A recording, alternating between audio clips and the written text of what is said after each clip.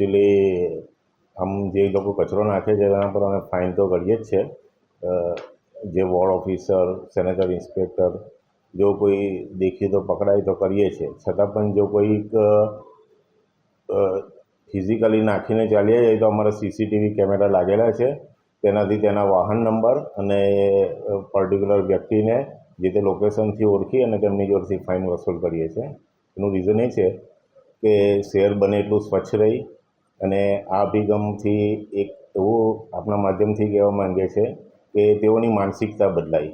ફરીથી આ લોકો આ પ્રમાણે ન કરે એટલે એ પ્રમાણે દર અઠવાડિયે અમારા 69 જેટલા સ્ક્રીન છે તેના પર તેઓના ફોટા ડિસ્પ્લે કરીએ છીએ કે આ ભાઈ કે જે છે તે લોકો કચરો નાખતા પકડાયા છે, જેનાથી તેઓની માનસિકતા બદલાય, ફરી એ કાર્ય કરે નહીં અને અન્ય લોકો પણ આ વસ્તુ જોઈ અને પ્રેરિત થાય કે ગમે તે રીતના ગમે ત્યાં કચરો ન નાખીએ અને શહેરને સ્વચ્છ રાખીએ. શું માનો છો આનાથી લોકોને અસર થશે? લોકો સુધરશે ખરા?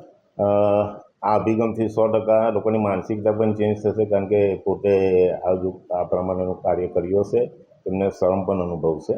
એટલે ફરીવાર કચરો ન નાખે અને એ રીતનું એમનું માનસિકતા અને બિહેવિયર 100% ચેન્જ થશે.